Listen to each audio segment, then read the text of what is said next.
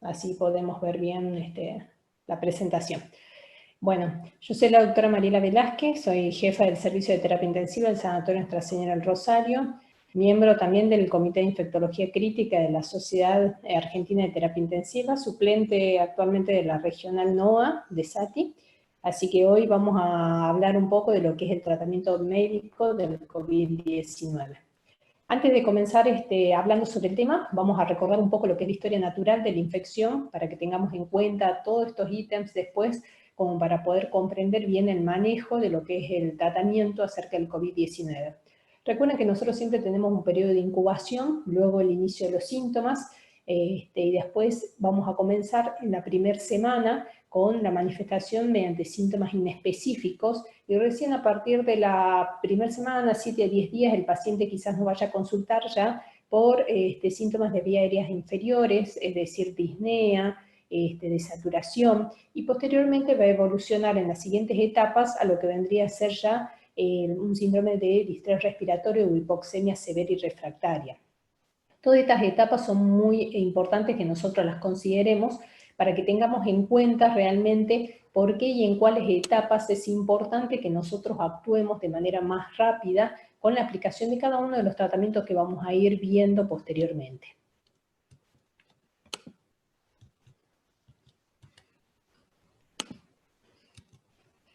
En esta siguiente diapositiva ustedes van a poder observar la primera etapa que tenemos donde se presenta una viremia muy importante. En esta fase es considerable que nosotros podamos aplicar, diríamos, todo lo que sean los tratamientos antivirales, como ustedes podrán observar, dentro de los primeros 7 días de iniciados los síntomas.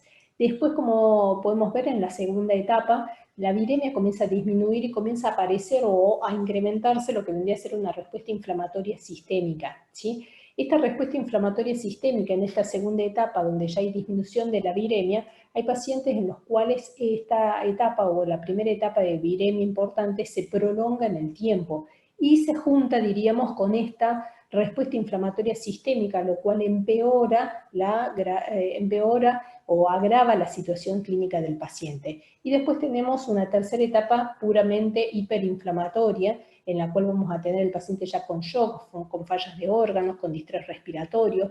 Entonces también apenas comienza y se presenta el paciente o apenas nosotros confirmamos un caso previamente sospechoso, debemos tener en cuenta ciertos parámetros de gravedad, no solamente clínicos, sino de laboratorio, como para poder comprender la evolución del paciente y poder anticiparnos y aplicar de manera oportuna cualquier tratamiento que nosotros vayamos a iniciar. Como ustedes podrán ver en la parte baja tenemos ahí los antivirales, también la cloroquina, la hidroxicloroquina, el plasma, y inmunosupresores e inmunomoduladores, de los cuales vamos a hablar mucho más adelante. Con respecto a las recomendaciones que realizó el Ministerio de Salud de la Nación y la Sociedad Argentina de Terapia Intensiva, ustedes saben que el tratamiento del COVID-19 se inicia con una identificación del caso sospechoso y después esto mediante la confirmación de ciertos criterios que tenemos que tener en cuenta y que se van modificando de manera dinámica con el correr del tiempo.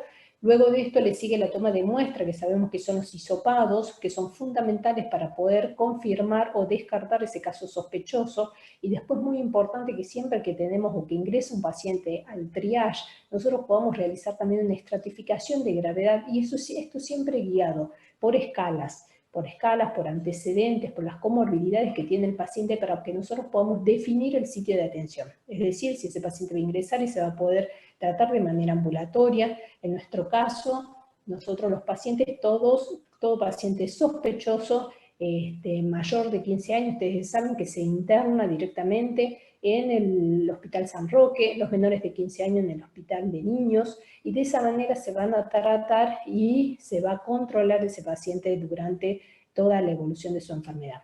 El tratamiento de soporte está explicado mediante guías, y esto tiene que ver también con experiencias previas que se tienen acerca de otros coronavirus como el SARS y el MERS, y principalmente apunta sobre el abordaje de lo que es el paciente o el cuidado del paciente crítico.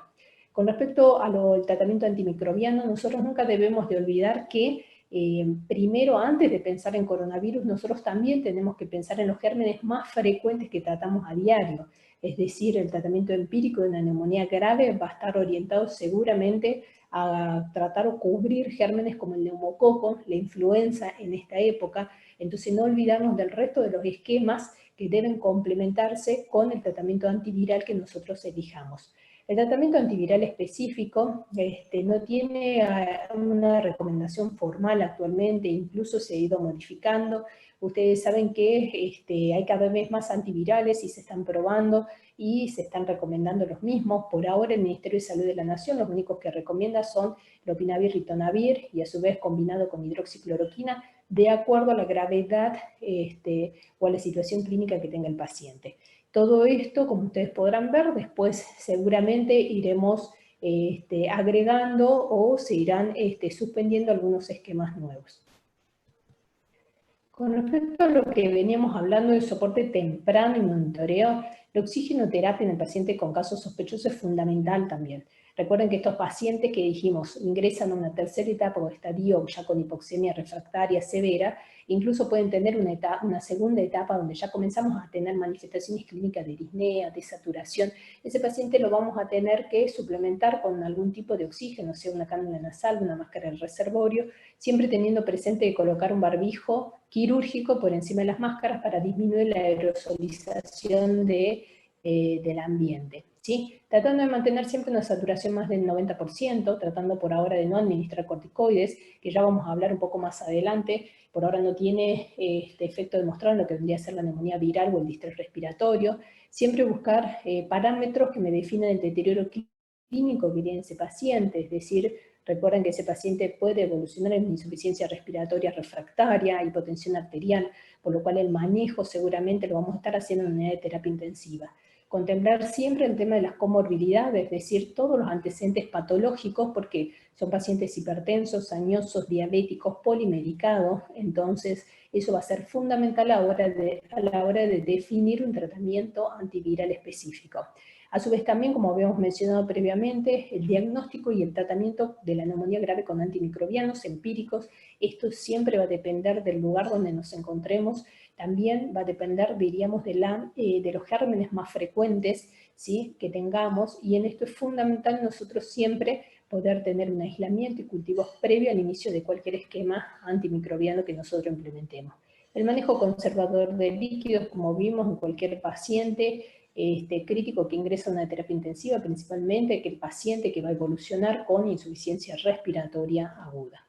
Con respecto al abordaje en terapia intensiva de los casos sospechosos o confirmados, siempre el sostén. En terapia intensiva va a ser o va a apuntar a un sostén respiratorio, siempre la ventilación protectiva, máscara de oxígeno o ventilación invasiva. Por ahora no está recomendado lo que es la ventilación no invasiva, o el uso de cánulas de alto flujo, el manejo hemodinámico de ese paciente, y ya como venimos repitiendo previamente, el tratamiento empírico de la neumonía con el tratamiento farmacológico específico, de acuerdo a las guías SADI, el Ministerio de Salud, y siempre revaluando el diagnóstico microbiológico. Ustedes recuerden que con el aislamiento de los gérmenes nosotros podemos incluso descalar esquemas, suspender esquemas antimicrobianos o incluso antivirales ya indicados, y eso es fundamental en el paciente porque son pacientes críticos cuya internación se prolonga. No solamente vamos a tener el ingreso por esta neumonía, seguramente después vamos a tener quizás neumonías asociadas a la ventilación mecánica, infección por catéteres, infecciones urinarias complicadas. Entonces debemos ser cuidadosos y cautelosos a la hora de implementar cualquier esquema antibiótico específico que nosotros vayamos a utilizar, teniendo en cuenta siempre el escenario en el cual se encuentra el paciente. Las muestras microbiológicas, como dijimos previamente, y el uso, o la no indicación sería del uso de corticoides por ahora, de acuerdo a todos los estudios que han surgido. Esto ustedes lo podrán ver en las recomendaciones que ha hecho el Ministerio de Salud de la Nación, esto acompañado obviamente de las distintas sociedades científicas, en los cuales definimos distintos escenarios para la aplicación de las diferentes terapéuticas que tenemos a disposición.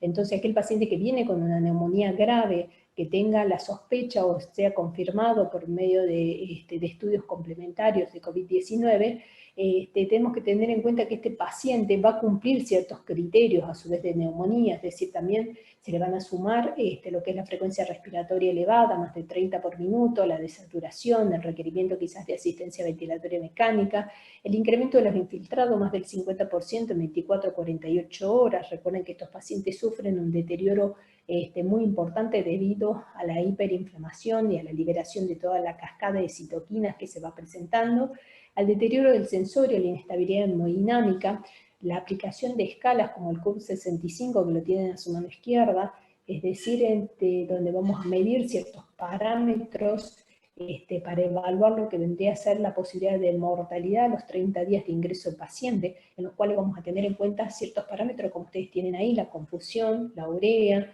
la frecuencia respiratoria, la presión arterial sistólica o diastólica, la edad, los cuales le vamos a aplicar un determinado puntaje y eso me va a definir el riesgo que tiene el paciente, si va a ser bajo, intermedio o alto, y la mortalidad, y a su vez me ayuda en definir el lugar de atención que va a tener ese paciente de acuerdo a dicho puntaje. Entonces esos pacientes que vienen con neumonía grave, caso sospechoso o confirmado de COVID-19, el tratamiento recomendado, un tratamiento de sostén, que como lo mencionamos previamente, va a ser mediante oxigenoterapia y evaluaremos, quizá el paciente si es hipotenso requerirá inotrópicos vasopresores, y el tratamiento antimicrobiano habitual que utilizamos para cualquier neumonía grave, y esto asociado obviamente a antivirales.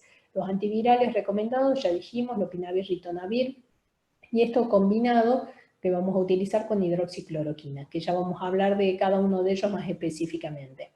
En caso de neumonía sin criterios de gravedad en pacientes confirmados COVID-19 y que tenga alguna de las siguientes condiciones, es decir, edad igual o mayor a 60 años, diabetes, enfermedad cardiovascular, enfermedad renal crónica, EPOC, enfermedades estructurales del pulmón e inmunocompromiso, este paciente vamos a hacer el mismo esquema previo, ¿sí? Tratamiento de sostén, antimicrobianos habituales, la hidroxicloroquina, lopinavir, ritonavir combinados, y en aquella neumonía sin criterios de gravedad, como aquel paciente que hemos mencionado previamente, solamente tratamiento sintomático y antimicrobianos habituales, los cuales por ahora no está recomendado iniciar antivirales.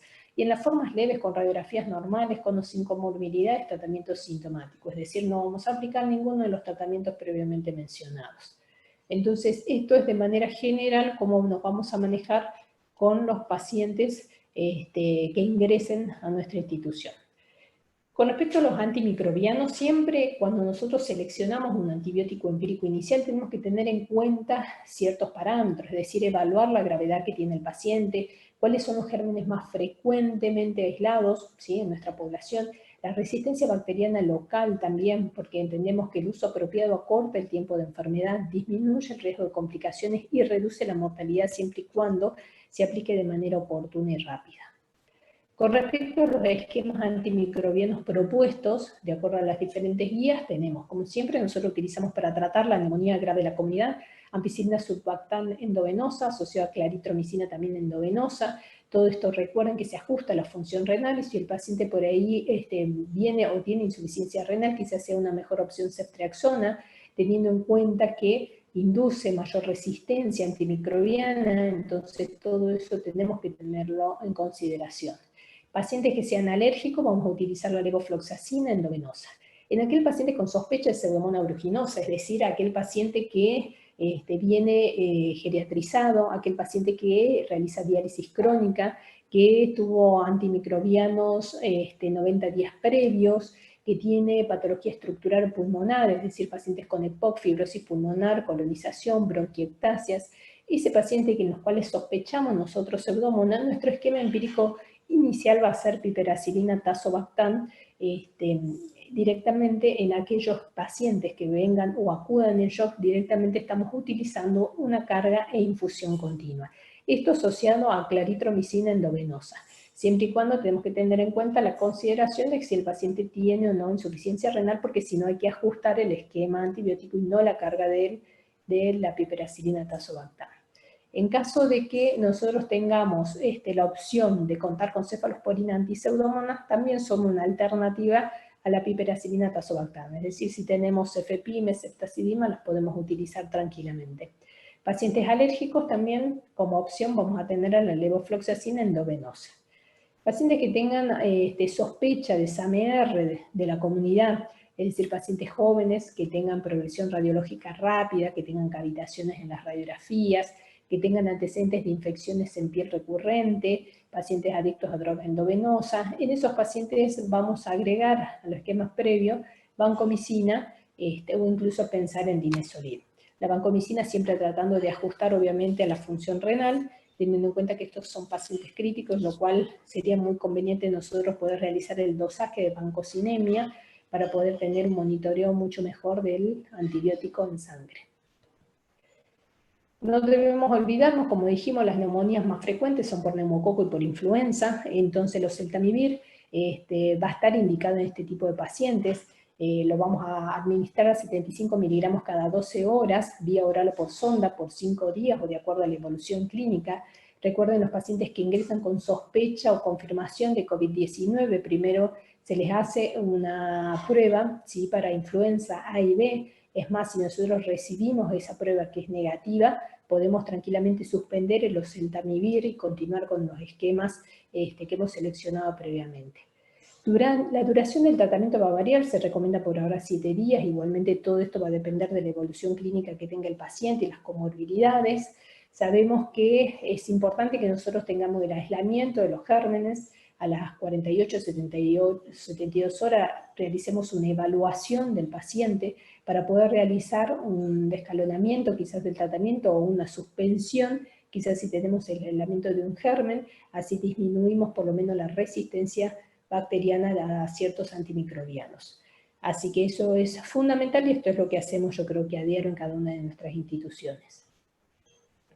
Comenzando a hablar sobre los antivirales que nos concierne ahora, vamos a intentar poder comprender este esquema, ¿sí?, en los cuales nosotros por ahora vamos a hablar solamente de cloroquina, hidroxicloroquina, es más, hidroxicloroquina específicamente, lopinavir y ritonavir, y como ustedes podrán observar, la cloroquina y la hidroxicloroquina, en lo que vendría a ser el ciclo viral, cumple numerosas funciones, ¿sí? Principalmente tenemos una de las funciones inmunomoduladora, otra de las funciones, como ustedes podrán ver, inhibe a los receptores AC2, ¿sí?, inhibe lo que es la fusión de lo que es, o la unión de lo que es el virus a la membrana, entonces va a cumplir numerosos sitios, tiene numerosos sitios de acción, lo cual van a ser muy importantes que los consideremos, que lo vamos a ver mucho más específicamente más adelante. Y como ustedes podrán ver, el lopinavir y el ritonavir también van a inhibir lo que vendría a ser la proteasa, entonces esto va a marcar también un paso fundamental en lo que vendría a ser el mecanismo de acción que van a tener estos antivirales.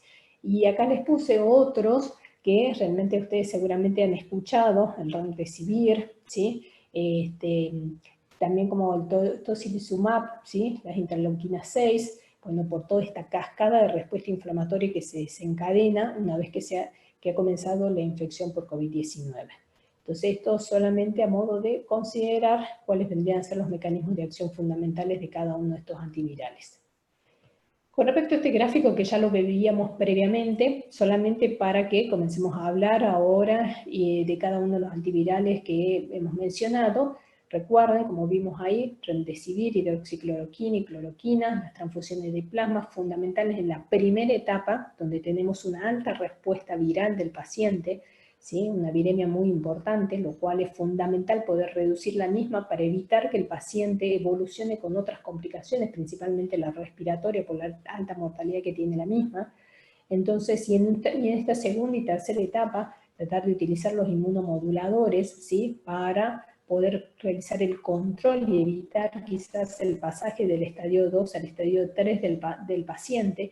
Y como ustedes podrán ver, tenemos numerosos parámetros o estrategias que nosotros podemos utilizar para poder determinar qué pacientes quizás están empeorando, para poder quizás combinar dichos esquemas terapéuticos que vamos a ir desarrollando a continuación. Principalmente vamos a hablar de dos drogas, lopinavir, ritonavir, hidroxicloroquina. Remdesivir todavía no está autorizado por lo que vendría a ser el Ministerio de Salud de la Nación. Obviamente que ustedes han escuchado numerosos ya estudios que están publicándose, por ahora no tenemos ninguna otra modificación. Pero bueno, hay que estar atentos porque seguramente esto puede ir, con el tiempo se puede ir agregando a todo lo que vendría a ser el tratamiento antiviral que tenemos hoy en marcha. Lopinavir y ritonavir, dijimos, son inhibidor de la proteasa, tiene importantes interacciones, entonces eso es fundamental siempre a la hora de elegir un antiviral, que nosotros tengamos en cuenta las comorbilidades y toda la medicación previa que trae el paciente. Las dosis de 400-100 miligramos cada 12 horas durante 10 días está aprobado, esto por vía oral porque vienen comprimidos y jarabes. Si el paciente no tolera la vía oral por múltiples motivos, es decir, por ejemplo, un paciente que tenga disfagia, un paciente que esté en asistencia ventilatoria mecánica, tenemos la opción de usar jarabe, ¿sí? La dosis va a ser de 80, la concentración es de 80 a 20 miligramos por mililitro y tenemos que dar 5 mililitros cada 12 horas, por 10 días también por sonda. En este estudio que se realizó en China, randomizado, controlado y abierto, ¿sí? Se incorporaron 199 pacientes con COVID-19, con neumonía grave con COVID-19, en los cuales se aleatorizaron 99 pacientes con a la rama lopinavir ritonavir, con tratamiento durante 14 días, versus lo que vendría a ser el grupo estándar, o grupo control, de 100 pacientes. El inicio del tratamiento fue alrededor de los 13 días de iniciados los síntomas del COVID-19, y el objetivo primario fue la mejoría clínica, esto mediante escalas o alta hospitalaria. Como ustedes podrán ver en los gráficos, no hubo mejoría clínica, como así tampoco hubo disminución de lo que vendría a ser el clearance viral. Por lo tanto, se concluyó en este estudio que no hubo beneficios del tratamiento lopinavir ritonavir como monoterapia versus el tratamiento estándar en aquellos pacientes que tenían neumonía grave por COVID-19. Lo que sí uno tiene que tener en cuenta que estos pacientes comenzaron el tratamiento al día 13 y que la mejoría clínica recién fue el día 14, entonces ustedes recuerden el gráfico que veníamos mencionando y que repetimos en 2 oportunidades. La viremia es importante en la primera semana, en la primera etapa de esta infección. Por lo tanto, nuestro tratamiento antiviral va a ser mucho más efectivo en la manera que nosotros lo apliquemos de forma precoz. La mortalidad también, a pesar que uno puede ver que fue menor en el grupo lopinavir ritonavir versus el grupo control, estadísticamente no fue significativo, por lo tanto no se le pudo dar otra relevancia más. Y tenemos que tener en cuenta que el grupo lopinavir ritonavir tuvo mayores reacciones adversas, entre ellas la gastrointestinal, lo que llevó a la suspensión del tratamiento en el 14% de los casos. Como esto, varios estudios después surgieron para tratar de poder tanto apoyar lo que es el tratamiento de lopinavir ritonavir, como así también las combinaciones del mismo con hidroxicloroquina o cloroquina. Con respecto a las reacciones adversas, las más importantes gastrointestinales, ¿sí? Diarrea, náuseas, vómito, dolor abdominal, pancreatitis, por lo tanto es fundamental que nosotros siempre tengamos en cuenta, de acuerdo a estas reacciones, realizar un checklist donde incluyamos la medicación previa y los antecedentes que tiene el paciente. Porque, como ustedes podrán ver, hay trastornos cardíacos que son fundamentales, ya mencionamos que son pacientes añosos, hipertensos, diabéticos, entonces esto lo tenemos que tener en consideración. Hay trastornos metabólicos, recuerden que son pacientes de alto riesgo, entonces a esto se le puede sumar también la hipercolesterolemia, la hipertrigliceridemia, hipoglucemia en todos estos cuadros. Entonces los controles oftalmológicos que tenemos que realizar, ¿sí? Porque esto se puede ver que hay una disminución de la agudeza visual. Hay trastornos hepatobiliares, por lo tanto, realizar un control de laboratorio, controlando, chequeando lo que vendría a ser todo un hepatograma es fundamental. Hay desórdenes en lo que vendría a ser el sistema linfático, anemia, leucopenia, neutropenia. Hay trastornos del sistema nervioso central, convulsiones, temblores, ACV, trastornos psiquiátricos, que obviamente que todo esto hay que tenerlo en cuenta, no solamente con la medicación, sino tener en cuenta los antecedentes que tiene el paciente, trastornos renales, que son sumamente importantes. Entonces, a la hora de considerar siempre iniciar un tratamiento específico, siempre tener en cuenta los parámetros del laboratorio y los antecedentes que va a tener el paciente. ¿Cómo va a ser la administración y la preparación del lopinavir ritonavir? Ustedes saben que el nombre comercial es Caletra, que esto incluso se utilizó y sabemos mucho de esta medicación por la aplicación que tienen pacientes con HIV, que se utilizó hace varios años ya, y que se viene usando. Entonces el Caletra tenemos que tener en cuenta que vienen comprimidos y dijimos también en solución en jarabe, ¿sí? Que la medicación en comprimido no se puede triturar, ¿sí? Por lo tanto, no se puede administrar por sonda nasogástrica como estamos habituados a administrar a aquellos pacientes que están críticos y que están en asistencia ventilatoria mecánica. Así que para esos pacientes la opción que nosotros le podemos ofrecer es utilizar Caletra en jarabe. Entonces, poner el jarabe y tener en cuenta también siempre el tipo de sonda que vamos a utilizar. Siempre debe pasar por sondas siliconadas o de PVC, no de poliuretano, ¿sí? Porque son incompatibles. Entonces, siempre chequear y tener en cuenta todo esto. El Ministerio de Salud de la Nación pone en recomendación que en caso de requerir la administración por sonda se debe indicar, como dijimos, jarabe, lopinavir, ritonavir, no administrar por sondas de poliuretano por la incompatibilidad en la administración y preferentemente siempre sonda siliconada y PVC.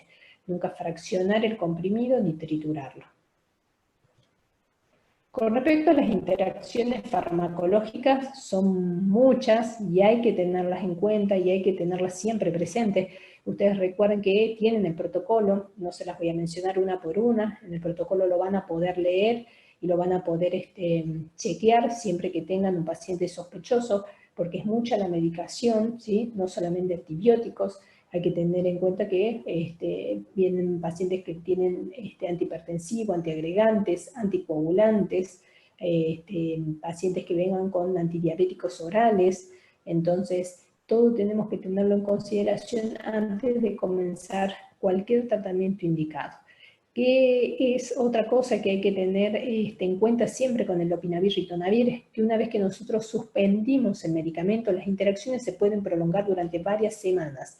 Esto es sumamente importante porque ustedes saben que son pacientes graves, que el tiempo calculado de asistencia ventilatoria mecánica van a ser de 14 días, por lo tanto, las complicaciones van a ser prolongadas, van a ser múltiples, los procedimientos que nosotros vamos a implementar en esos pacientes, como así también los múltiples esquemas, quizás no solamente antibióticos, sino de otro tipo de tratamiento que nosotros vayamos a aplicar en ese paciente, hay que tenerlos en consideración por esta prolongación de lo que vendría a ser todavía la vida media y la posibilidad de interacciones o reacciones adversas en nuestros pacientes.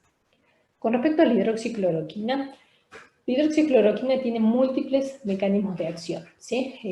Principalmente tenemos que tener la hidroxicloroquina, tiene actividad antiviral, ¿sí? Tiene actividad antiinflamatoria, es un antipalúdico que también se utilizó y se viene utilizando durante mucho tiempo, inmunomodulador, por lo tanto se usa en varias patologías reumatológicas como el lupus, la artritis reumatoidea, así que ya el uso de la hidroxicloroquina también es bastante conocido, como así también sus reacciones adversas. In vitro la hidroxicloroquina es más activa que la cloroquina, por lo tanto presenta mayor seguridad y menos interacciones, por lo tanto es la que vamos a estar utilizando. Y la presentación va a ser en comprimidos de 200 miligramos de sulfato de hidroxicloroquina para que lo tengamos presente, y la dosis va a ser de 400 miligramos cada 12 horas, las primeras 24 horas, y luego 200 miligramos cada 12 horas por 10 días. En este gráfico que ustedes pueden ver tiene, como dijimos, la hidroxicloroquina y cloroquina, múltiples sitios de acción. Uno de los sitios de acción va a ser a nivel del receptor AC2, otro va a ser aumentando el pH de los lisosomas, ¿sí? Esto va a impedir lo que vendría a ser la fusión del virus con la membrana. A su vez también inhibe la liberación del virus, aumentando del endosoma, aumentando el pH del mismo. Y hay otros mecanismos que todavía no están bien dilucidados con respecto a la acción inmunomoduladora. Acá hay una hipótesis con respecto a la cloroquina, que lo que hace es inhibir lo que vendría a ser la respuesta proinflamatoria que ya se desencadenó por medio de la replicación viral del virus. Entonces todos estos mecanismos todavía están en estudio con respecto al COVID-19.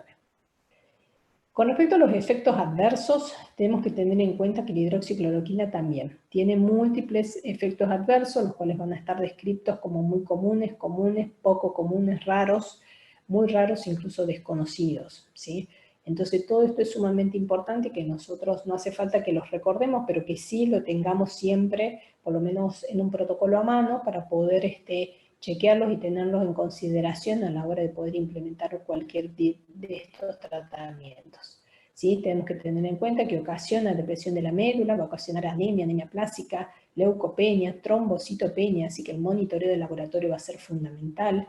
hipoglucemia en estos pacientes, ¿sí? Trastornos psiquiátricos, trastorno del sistema nervioso central, trastornos oculares. Sabemos que puede exacerbar la porfiria, ¿sí? Entonces hay que tenerlo en cuenta. Trastornos del oído, del laberinto, trastornos cardíacos, que fíjense que tanto el opinavir, ritonavir también tenemos prolongación del QT, y si nosotros utilizamos medicación combinada, esto se va a potenciar. Por eso es fundamental, por lo menos, poder chequear o suspender todos los medicamentos que también puedan prolongar el QT, si que nosotros vamos a decidir comenzar cualquier esquema antiviral para que por lo menos lo podamos completar y que el paciente no tenga reacciones adversas. Trastornos gastrointestinales, hepatobiliares, trastornos de la piel también, y trastornos musculoesqueléticos. ¿Cuáles van a ser las contraindicaciones de la hidroxicloroquina? Obviamente que antecedentes de alergia o sensibilidad al fármaco, si tenemos algún déficit de la glucosa 6 deshidrogenasa, porque vamos a tener anemia hemolítica, enfermedades metabólicas hereditarias como la porfiria, que dijimos que no estaría indicado en este tipo de pacientes, pacientes con alteraciones de la retina, trastornos visuales, pacientes con psoriasis, con miastenia gravis, porque empeoraría todo el cuadro. El embarazo no es una contraindicación para ninguno de los dos medicamentos, es decir, lopinavir, ritonavir e hidroxicloroquina se pueden implementar directamente o se pueden aplicar en este tipo de pacientes. ¿Qué tenemos que tener en cuenta que dijimos previamente? Que puede prolongar el QT, por lo tanto la medición del QT es fundamental en todo paciente. Y previo entonces a implementar esto, ¿qué tenemos que hacer? Medir el QT corregido, realizar una medición de lo que deberían ser los electrolitos séricos, calcio, potasio, magnesio, interrumpir todo el resto de medicamentos que puedan también prolongar el QT y que no sean necesarios en este momento. Identificar todos los factores de riesgo asociados a la prolongación del QT. Como ustedes podrán ver en este gráfico, tenemos factores de riesgo que son modificables, dijimos trastornos hidroelectrolíticos que los podemos corregir nosotros, y factores que no son modificables y que hay que tenerlos en consideración a la hora de implementar cualquier esquema.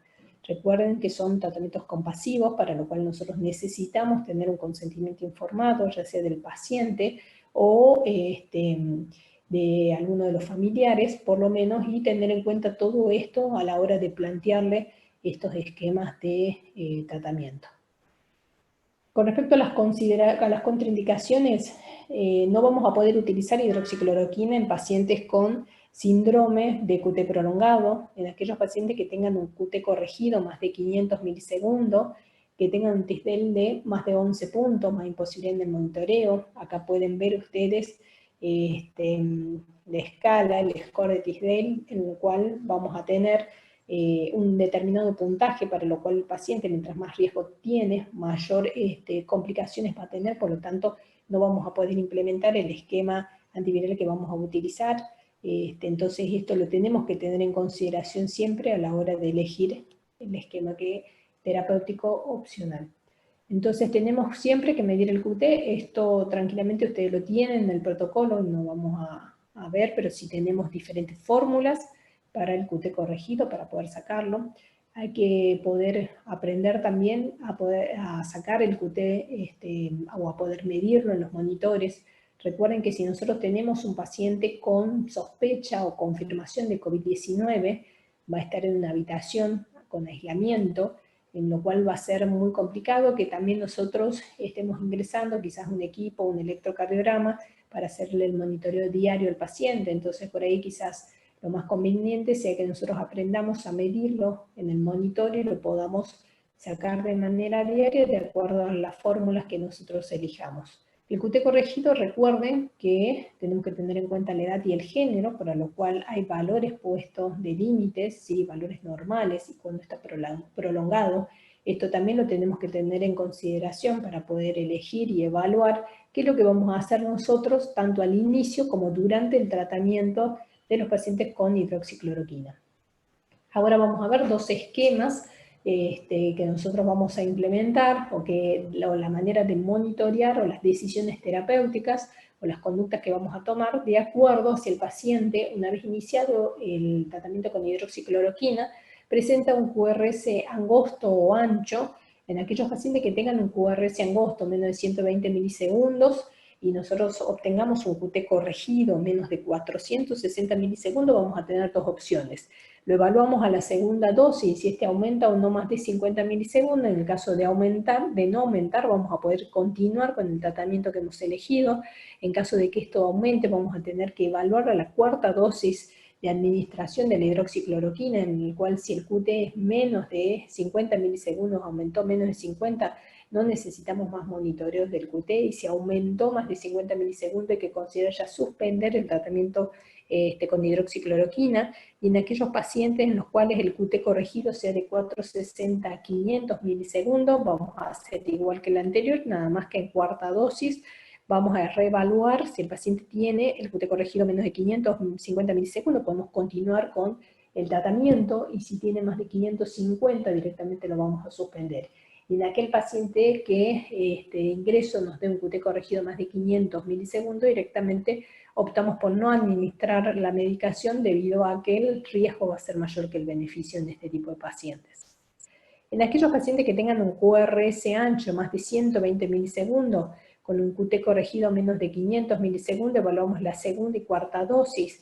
Entre la segunda dosis, si esta no aumenta más de 50 milisegundos, podemos seguir con el esquema que hemos seleccionado, y si aumenta más de 50 milisegundos, evaluamos a la cuarta dosis.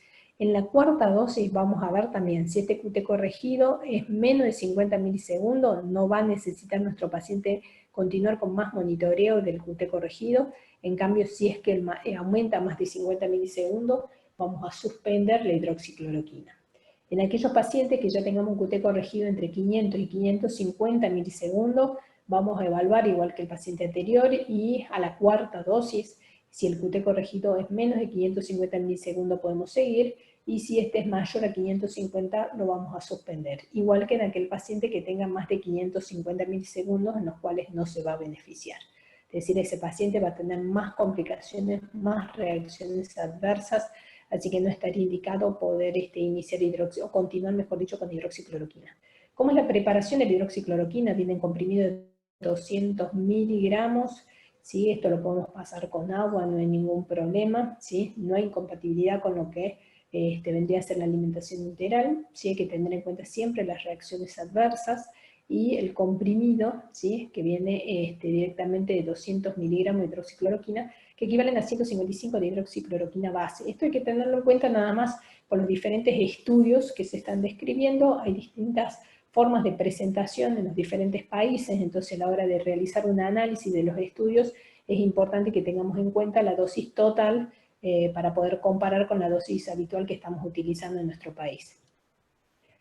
Interacciones, como dijimos, igual que el lopinavir y ritonavir, son numerosas, por lo tanto ustedes, como podrán observar ahí, si no necesitamos alguno de los medicamentos que el paciente viene tomando a diario, tenemos que poner valor riesgo-beneficio, si realmente por lo menos suspenderlo de manera transitoria para que no tengamos mayores complicaciones y pueda completar los esquemas con antivirales propuestos.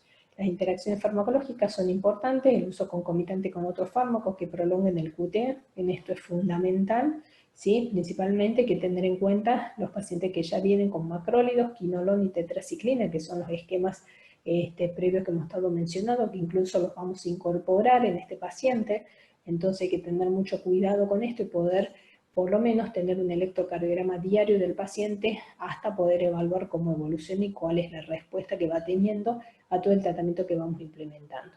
Como yo les decía, siempre la indicación por ahora es un tratamiento compasivo, nada más que eso, no es un tratamiento específico curativo, entonces lo que tenemos que hacer es conseguir siempre obtener el consentimiento informado de alguna manera para, por las múltiples reacciones adversas que tiene la medicación, y esto consensuado con algún familiar, ¿sí? O con el mismo paciente, de acuerdo al nivel de atención donde estemos evaluando a nuestro paciente.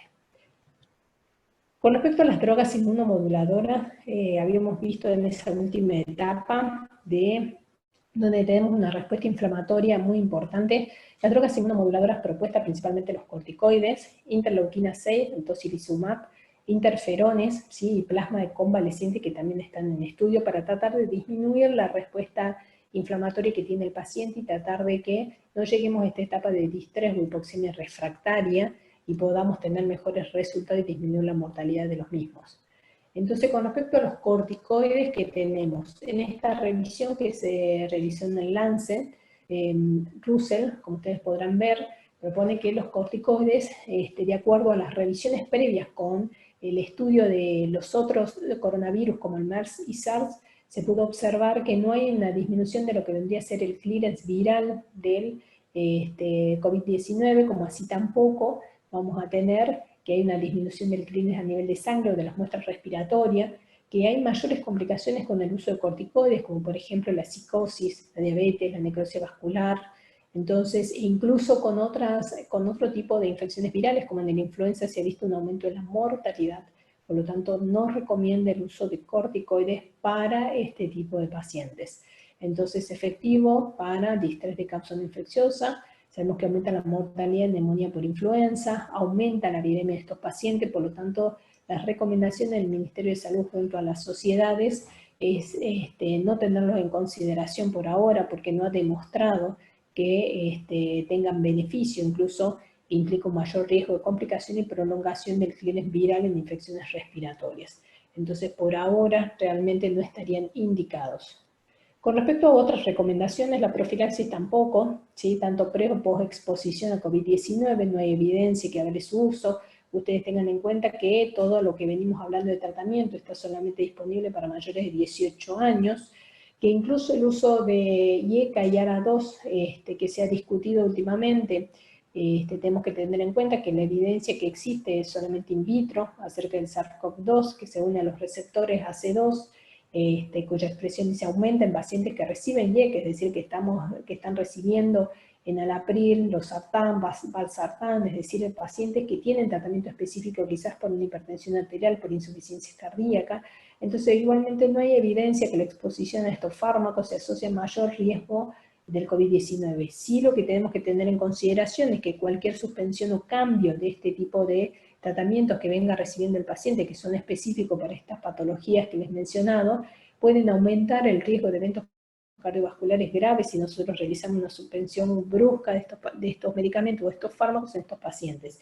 Igual la Sociedad Argentina de Cardiología junto a la Sociedad Argentina de Hipertensión Arterial recomiendan continuar utilizando las mismas guías, ¿sí? Que se vienen, que han salido. Entonces aplicar, continuar con los mismos esquemas terapéuticos de acuerdo a la gravedad que tiene el paciente. Pacientes que estén estables, quizás no necesitemos nosotros la suspensión de este tipo de tratamientos, IECA o ARA2, y de aquellos pacientes quizás que muestran mayor gravedad, la suspensión de los mismos tendríamos que considerarla, pero quizás por otro tipo de intercurrencias del paciente, porque son pacientes que si tenemos que están pacientes críticos en una terapia intensiva, seguramente vamos a tener ya otro tipo de complicaciones, quizás pacientes con shock en los cuales nos veríamos, tendríamos que suspender dichos esquemas por lo menos de manera transitoria. Bueno, eso sería todo. Hicimos un repaso general, vimos con respecto a todo lo que vendría a ser el tratamiento médico, ¿sí?, del COVID-19. Hay muchos fármacos de los cuales se están hablando, que seguramente en la medida que vayan saliendo y que se vayan aprobando y recomendando por medio del ministerio, le iremos poniendo nosotros también y actualizando nuestro protocolo. Así que eso siempre traten de chequearlo si quieren ustedes para que podamos ir viendo realmente esas modificaciones, de qué manera las podemos ir aplicando en el manejo de estos pacientes. Así que bueno, si quieren hacerme alguna pregunta, les habilito el micrófono, no hay ningún problema, para que puedan sacarse algunas dudas si es que necesitan.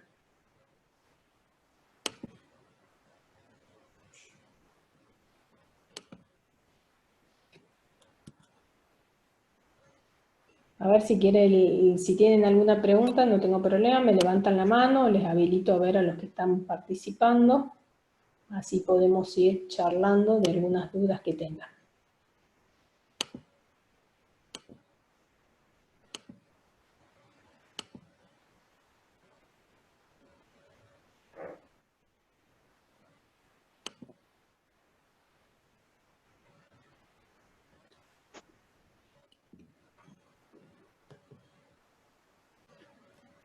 ¿Alguno tiene alguna pregunta, alguna duda de todo lo que hemos visto?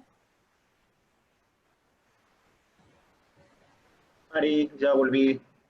Ah, No bueno, hay, acá estamos, ahí ya le mandé un mensaje al doctor Clementi para que se acerque, así que lo esperamos un poquito porque después sigue la charla. Eh, Me parece que lo diste bastante completo, la última parte la llegué a enganchar con el tema de los corticoides, que siempre ha sido un tema de discusión, sigue siendo todavía ahora, todavía no hay ensayo, así que la recomendación sería no utilizarlo salvo que haya otra indicación como broncoespasmo, asma o shock séptico. Eh, en relación al uso de caleta o de la hidroxicloroquina, no sé si mencionaste que para que puedan utilizarse se deben registrar datos en el ministerio. Además del consentimiento informado, el ministerio tiene una sección donde se tiene que registrar el paciente con todos los datos clínicos de su evolución para que después esos datos se puedan utilizar para sacar algunas conclusiones. Eh, no sé si comentaste eso. no, eso no lo hablé. ¿Y qué más? Todo paciente sí que ingresa, así como cuando uno envía la ficha epidemiológica, se tiene que hacer la carga del registro de la evolución y todo eso del paciente, tanto también para la indicación y para que se pueda administrar la medicación, ¿no? Eh, bueno, no sé si alguien quiere hacer algún aporte o alguna consulta sobre esto. Hay personal también no médico en el grupo, así que probablemente esto sea como complementario para ellos, por supuesto que a todos nos sirve informarnos, pero esto va a estar muy manejado, custodiado de cerca por médicos y enfermeros.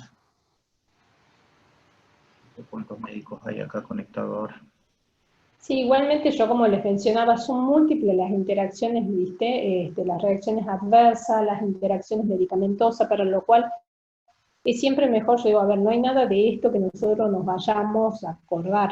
Entonces siempre tenerlo a mano nada más, saber que podemos contar quizás con el protocolo. Igualmente en cualquier página que uno ingresa por internet las vamos a tener disponibles con todo esto del COVID-19. Entonces siempre antes de indicar el tratamiento, chequear realmente toda la medicación que viene recibiendo y si no vamos a tener más complicaciones que beneficios realmente con el inicio de cualquiera de estos esquemas. Entonces, eso por lo menos tener en consideración y saber que existen múltiples interacciones y antes de decidir cualquier esquema poder chequear todo eso para realizar la suspensión por lo menos del resto de medicamentos si es que no son necesarios y poder brindarle al paciente estos tratamientos para que puedan cumplir también la totalidad de días por ahora sugeridos, ¿no? Que son 10, incluso por ahí a 14 días de acuerdo a la evolución clínica. Sí, claro. Sí, sí, sí, sí. Otra cosa, Mari, que también hay que tratar de usar antibióticos que no requieran tanto ingreso a la unidad, ¿no? Por un tema de seguridad. Sí, no Que solo viste también, la medicación, diríamos, antimicrobiana, sino toda la medicación que nosotros utilizamos con los pacientes. Quizá en un paciente que está, o sea, cualquier paciente me parece que esté internado, porque la idea es disminuir tanto el contacto que uno tenga para disminuir la exposición que tiene cualquiera de nosotros, cualquier personal de salud, y a su vez también disminuir lo que vendría a ser o tratar de reducir el uso de los equipos de protección.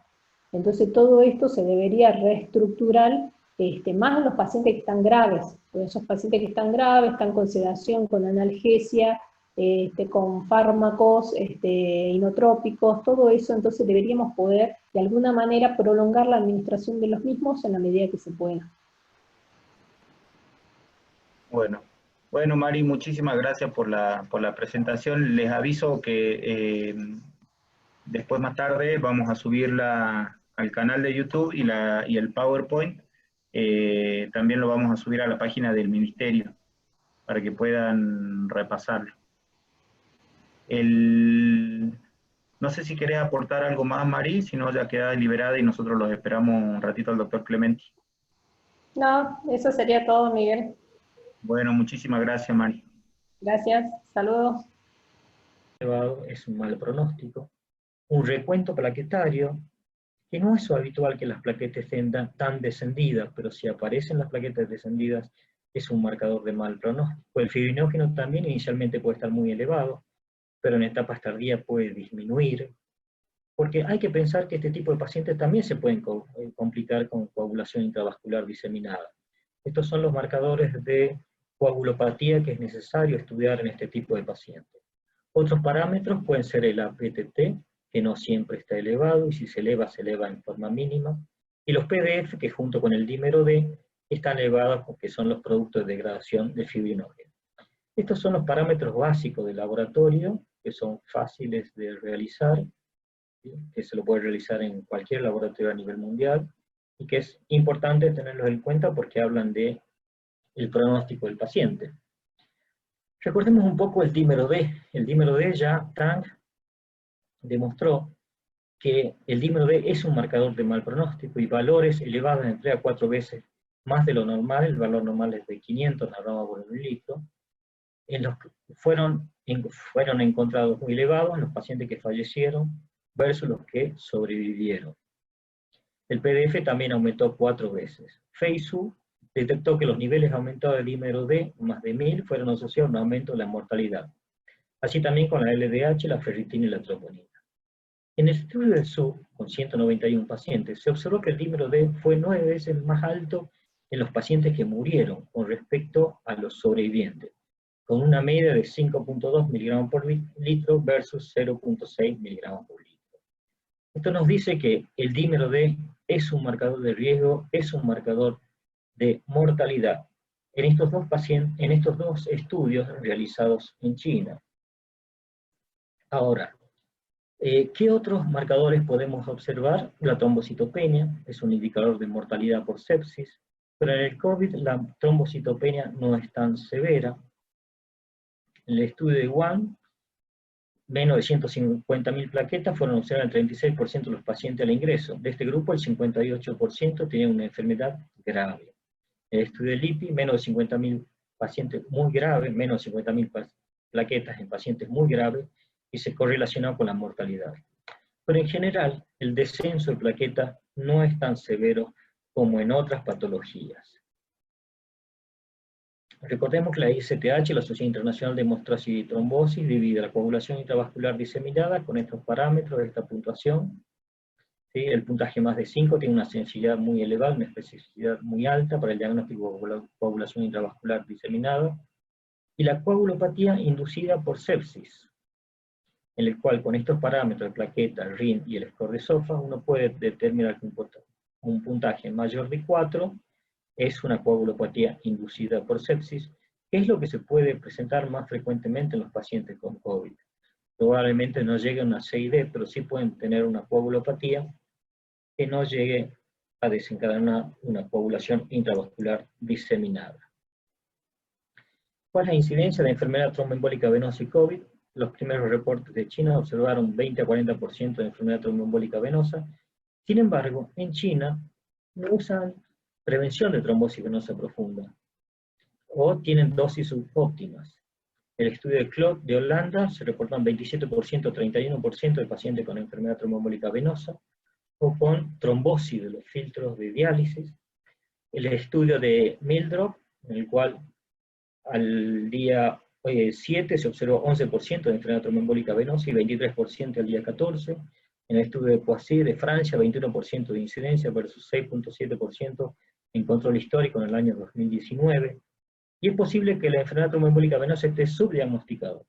Siempre hay que tener presente que aquellos pacientes que se descompensan con algún proceso respiratorio agravado, con necesidad de ARM, con desaturación rápida, con estudios como una ecografía cardíaca que muestran dilatación del ventrículo derecho, hipertensión pulmonar, bueno, probablemente estos pacientes hayan sido complicados por una embolia de pulmón.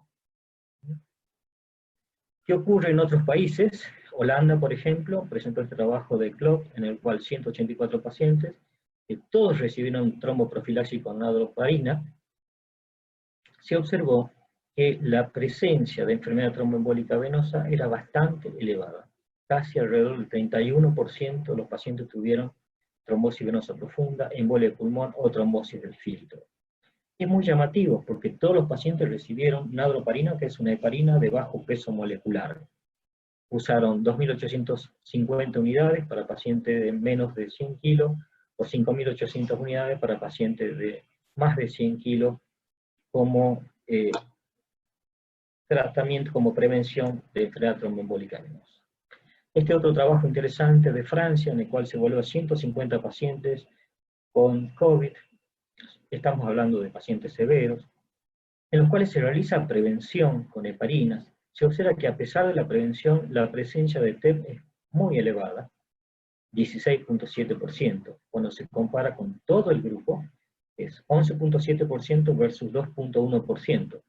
¿Por qué? No a todos se le hizo angiotomografía, solamente a 100 pacientes se le hizo angiotomografía de los 150 pacientes. Y se observó que sobre 150 pacientes, 11.7 presentaron una enfermedad tromboembólica venosa.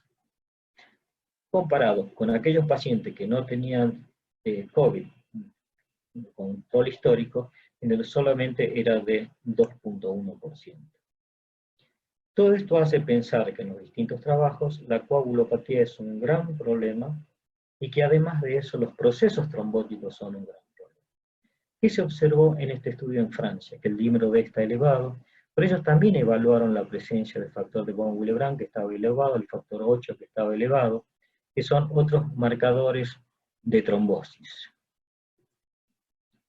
Ahora bien, ¿qué ocurre en China?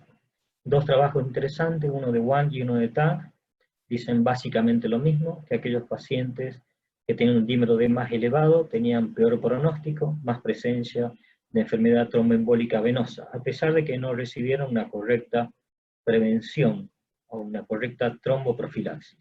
Estos dos trabajos básicamente hablan sobre un estado protrombótico en los pacientes que tienen COVID-19. Estamos hablando de pacientes internados, de pacientes graves.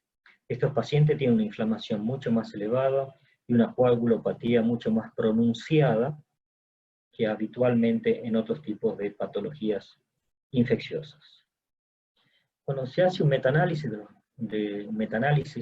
de los valores del dímero D en distintos trabajos, y acá vemos un trabajo realizado por Giuseppe Lippi de Italia y Manuel Favaloro de Australia, evaluaron los pacientes del estudio de Wang, de Tang, de Wang y de Su, en el cual vieron que el peso medio de la diferencia del valor del dímero D es alrededor de 3.000 miligramos por litro.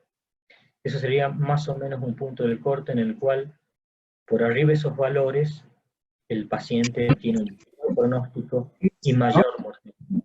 Sin embargo, eso todavía no está bien determinado. No se sabe cuál es el punto de corte para la elevación del dímero D, porque se vio pacientes con peor pronóstico cuando tenían mayor de 1.500 miligramos por litro. No hay todavía un valor preespecificado. Se calcula que por arriba de 2 a 3 a 4 veces el valor basal del dímero D ya es un marcador del mal pronóstico. Incluso hay trabajos que dicen que por arriba de 500 miligramos por litro ya es un marcador de mal pronóstico. Para algunos autores, el punto de corte en forma arbitraria sería 3.000 miligramos por litro. ¿Sirve la profilaxis? Sí, la profilaxis siempre sirvió. Hay un trabajo en unidad de terapia intensiva en el cual se evalúa la tromboprofilaxis versus placebo, y se observa que hay una reducción del riesgo del 51% para trombosis venosa profunda y de embolia de pulmón del 52%. O sea, todo paciente que se interna, sobre todo los pacientes graves, deben recibir tromboprofilaxis. El concepto es, los pacientes que se internan hay que evaluar el riesgo, y la mayor parte de esos pacientes tienen riesgo de enfermedad tromboembólica venosa, por lo cual tienen que recibir tromboprofilaxis. ¿Cuáles serían las conductas en el COVID? Profilaxis y anticoagulación. Son dos conceptos que uno tiene que tener bien en cuenta. Profilaxis es prevenir algún evento trombótico, anticoagulación es cuando ya el paciente tiene un evento trombótico. Cuando hay una enfermedad tromboembólica venosa demostrada, el tratamiento habitual con anticoagulantes. En este caso del COVID se prefiere la heparina de bajo peso molecular, 1 miligramo kilo cada 12 horas, o 1.5 miligramos día. ¿Por qué? Por la practicidad. Es más, sugiere más 1.5 miligramos día para que el paciente no esté en contacto tanto con enfermería por la aplicación del medicamento. Y sugieren además al alta continuar con el mismo tratamiento de heparina bajo peso molecular para que el paciente no realice controles de coagulación, como en el caso del RIN, por ejemplo. En este caso no hay duda, enfermedad tromboembólica venosa demostrada, el tratamiento es el habitual, heparina bajo peso molecular. En casos de sospecha de enfermedad tromboembólica venosa, ocurre lo mismo, se inicia el tratamiento anticoagulante con heparina bajo peso molecular hasta tanto se confirma el diagnóstico. Y como punto final, la profilaxis de la enfermedad tromboembólica venosa en paciente con COVID. Aquí sí hay discusión a nivel mundial. ¿Por qué? La profilaxis habitual con heparina bajo peso molecular es de 40 miligramos por día. Sin embargo, la evidencia mostrada previamente sugiere que se debe modificar la profilaxis, que lo habitual no es suficiente para este tipo de paciente porque los eventos trombóticos son fuera de lo habitual, es inusual la cantidad de trombosis que se presentan este tipo de paciente con COVID, y a pesar de tener una correcta prevención, hacen lo mismo trombosis más de lo habitual. Una de las sugerencias en el Hospital de La Paz en España, mostrada en esta diapositiva, se observa que todos los pacientes que se internan reciben profilaxis, la profilaxis va a ser adecuada al peso, y ese es un punto importante. Que esto ya se está siendo evaluado hace bastantes años, sobre todo en aquellos pacientes que van a cirugía bariátrica, los que tienen un exceso de peso. En ellos ya se observó, y fue dosada la heparina incluso, y la dosis habitual no es suficiente, por lo tanto la dosis se debe corregir de acuerdo al peso del paciente. Como usamos heparina bajo peso molecular en oxaparina, la dosis, por ejemplo, planteada por ellos es un peso de menos de 80 kilos, 40 miligramos subcutáneos por día, entre 80 y 100 kilos, 60 miligramos por día, y más de 100 kilos, 40 miligramos cada 12 horas. Lo cual me parece bastante lógico, no es lo mismo un paciente de 70 kilos que un paciente de 120 kilos, 130 kilos. Sobre todo considerando este tipo de paciente con COVID que tiene más trombosis de lo habitual. Acá hay que ser más riguroso con las dosis corregidas del peso. Ahora bien, hay pacientes que tienen características de riesgo, que tienen un dímero D muy elevado, que tienen linfocitos muy bajos, que tienen la ferritina muy elevada, que tienen marcadores de inflamación y de trombosis elevados. En ese tipo de paciente probablemente, y es lo que sugiere este hospital, es poner una dosis de heparina bajo peso molecular ajustada al peso o directamente dosis intermedia, 1 miligramo kilo día. Esto no es un tratamiento anticoagulante, sigue siendo un esquema de prevención. El tratamiento anticoagulante solo hay que darlo en aquellos pacientes que tienen o alta sospecha de trombosis venosa profunda, embolia de pulmón, o que ya tienen el diagnóstico confirmado de algún evento de enfermedad tromboembólica venosa o de algún evento trombótico. En esto no hay duda. Para los que hay dudas son aquellos pacientes que tienen marcadores de inflamación, marcadores de trombosis que están graves, y que en estos pacientes uno tiene que utilizar una dosis más elevada de tromboprofilaxis que las que se usa corrientemente, porque está demostrado que con las dosis habituales no es suficiente. La Sociedad Española de Hemostasis y Trombosis recientemente publicó cuál sería su esquema de tratamiento, lo cual me parece bastante acertado en este tipo de patología.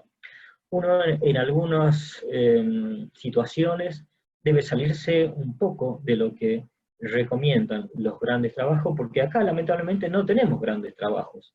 No hay grandes trabajos en el COVID, pero sí vemos y en forma constante y en múltiples países que el proceso trombótico es muy frecuente, por lo tanto no podemos estar haciendo siempre lo mismo, porque evidentemente hacer lo mismo no fue suficiente para este tipo de pacientes, en donde se observa mayor evento de embolia de pulmón, mayor enfermedad tromboembólica venosa o trombosis incluso de los filtros en aquellos pacientes que están sometidos a diálisis.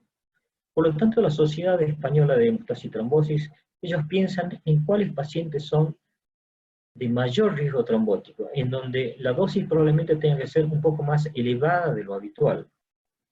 Por ejemplo, en el caso de COVID grave, cuando tenga una proteína C reactiva muy elevada, marcador de inflamación, cuando el dímero D esté muy elevado, mayor de 1500 nanogramos por mililitro, que la ferritina esté elevada, que tenga linfopenia, que la interleuquina esté más de 40 picogramos por mililitro, o que en forma aislada el dímero D esté más elevado de 3000 nanogramos por mililitro, que tenga antecedente personal o familiar de una enfermedad trombótica venosa, que tenga antecedentes de una trombosis arterial, que tenga una trombofilia, una cirugía reciente, que tenga una gestación, o que tenga una terapia hormonal sustitutiva.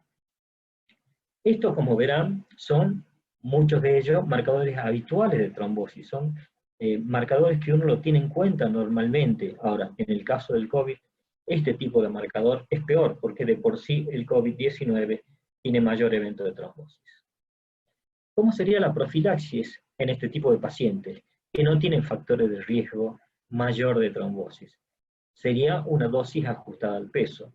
Estamos hablando de pacientes de menos de 80 kilos, 40 miligramos por día, pacientes de 80 y 100 kilos, 60 miligramos por día, y pacientes más de 100 kilos, 40 miligramos cada 12 horas.